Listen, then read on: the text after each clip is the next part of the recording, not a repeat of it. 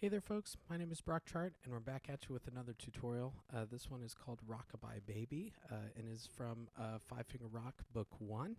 And this one is very much inspired by a lot of the really classic, like kind of 6/8 early rock ballads. I think of like the Righteous Brothers with Unchained Melody, or a lot of like the Elvis Presley rock ballads.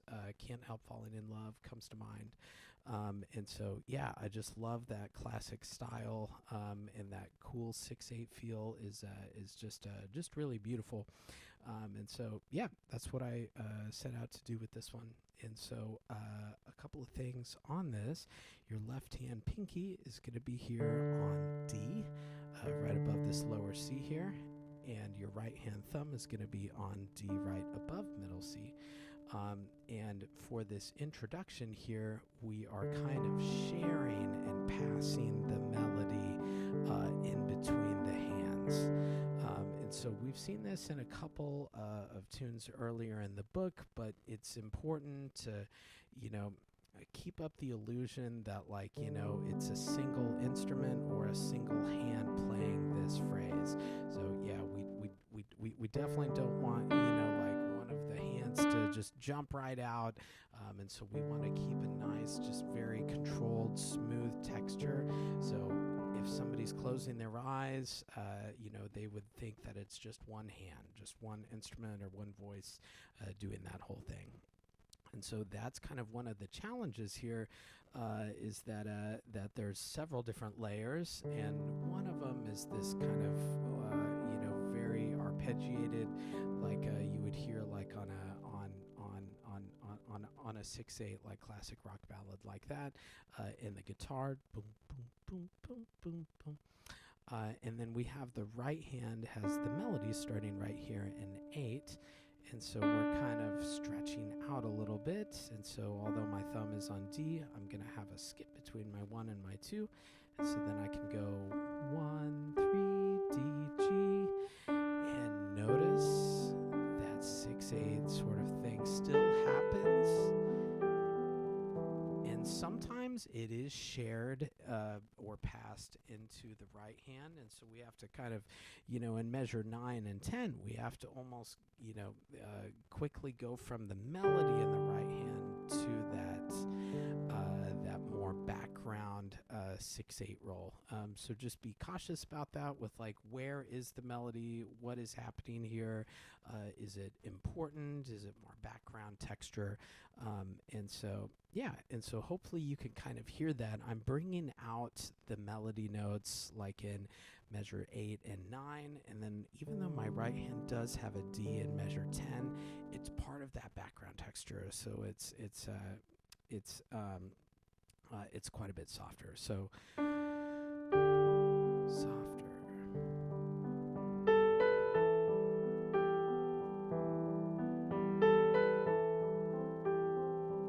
So, and you're just really wanting this to just be very flowing. We want that that pulse, that steady quarter note pulse, to just be happening constantly throughout this. And so, it's kind of a juggling act. We're playing the melody a little bit in our right hand. Sometimes the right hand is a part of that metronome pulse, that arpeggio. But we want to keep up the illusion that it's just this kind of graceful, I don't know, kind of like waves that are, just keep going and going and going without stopping. And so that is kind of I think the main challenge with this tune. So I would slow things down quite a bit and just really count 1, 2, 3, 1, 2, 3, and just super rock solid, steady time is going to be really important here. Watch out for the hand position change in measure 13 in the left hand. So we do go from like a G chord and we go kind of up a step. So we're going to keep our thumb exactly where it is and slide everybody else up. But I tried to write this tune to where, you have plenty of time to get ready for those changes. And especially since we're doing the damper pedal here, use that for your advantage.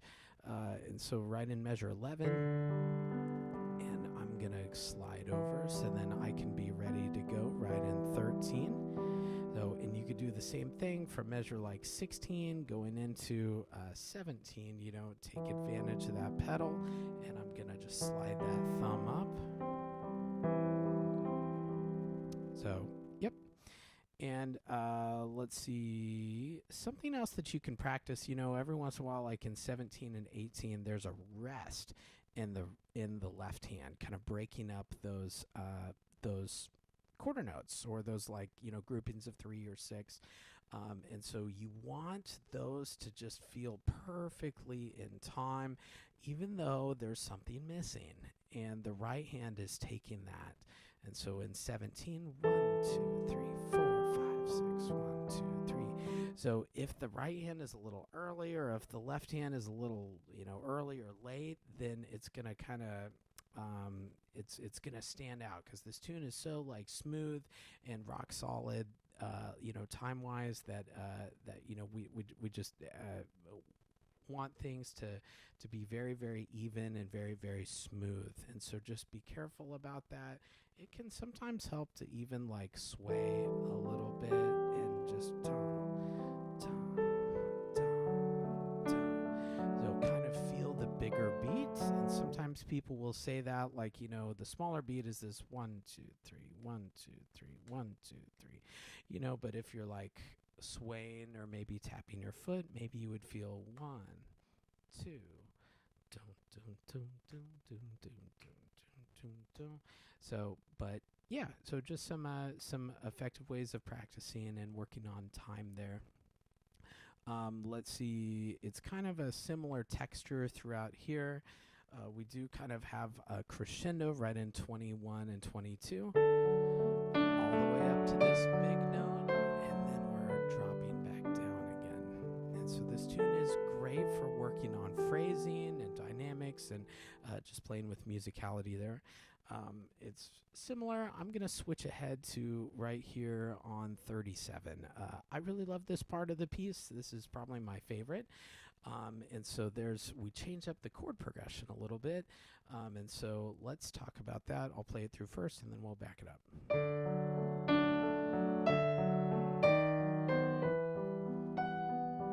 And slow things down. So let's talk about that. So it's kind of different. It's different. And so it's the left hand is starting in kind of this D position, and then we're having this almost like a chromatic bass line thing happening. If you look at like the first note of 37, 39, 30, or I'm sorry, yeah, that would be 39, 40, 41. It's going D, D sharp, E. And so the chords for that are this nice D chord, a B major chord, and then an E minor. And so it's kind of a nice surprise. It's a little bit different tone and color than we've seen. And so this is all a crescendo.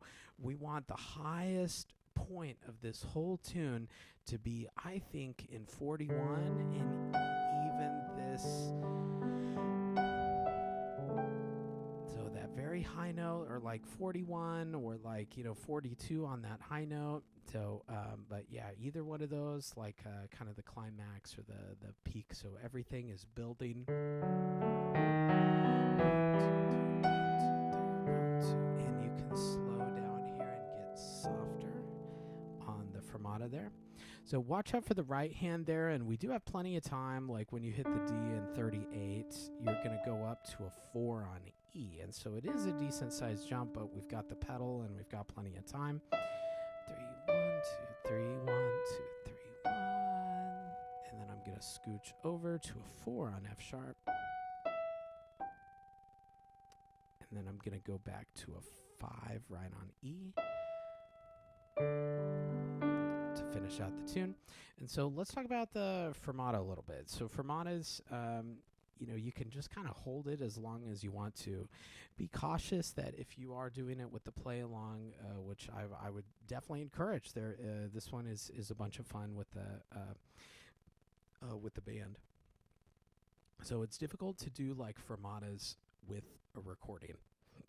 And so I think we decided to do a full 2 measures, full like 2 or 3 measures there. And so if you are doing it with the recording, just kind of continue counting in 3 or 6, you know. 1, 2, 3, 4, 5, 6, 1, 2, 3, bum, bum. So yeah, now that I do it, I think it's 3. I think this one is 3 bars there. We have an odd tempo right in 46, and so what that means is, you know, we had a part in 44 and 45 where we're slowing down a little bit. Odd tempo would in 46 means that we're going back to our original tempo. So that 1, 2, 3, 1, 2, 3, 1, 2, 3. So this is very similar, but a couple of slight changes, like in the left hand and the right hand. So just be cautious about that. Don't be afraid to mark some stuff in. You can circle stuff.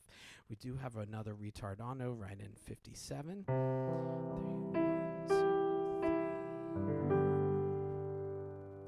So, and yeah, we do have a little, like a little arpeggio thing, ornament, like at this very, very end there. That's what those like little vertical squiggly lines mean. And it's kind of like you're doing a wave with your fingers. And so you can kind of practice this. I like to ask students to practice this in time first. So we're just going to go in quarter notes, quarter, quarter, quarter, hold. And then maybe you can try eighth notes, eighth, eighth, eighth, hold. And then maybe it's 16ths, 1 and then, you know, you can just kind of increase the tempo, and, you know, eventually you want it to be so fast that, like, you know, you can't even count it. It's an ornament. It's just decorating that chord. And so you don't want to be like 20 into 2, you know, it's too fast, but just have fun with it, and it should be just very, like, graceful, and it should sound, you know, effortless and like a release there. Good. I think that'll do it for Rockabye Baby. But I appreciate you guys tuning in, and hope this video helped you learn it. And I will see you in the next one. Thank you.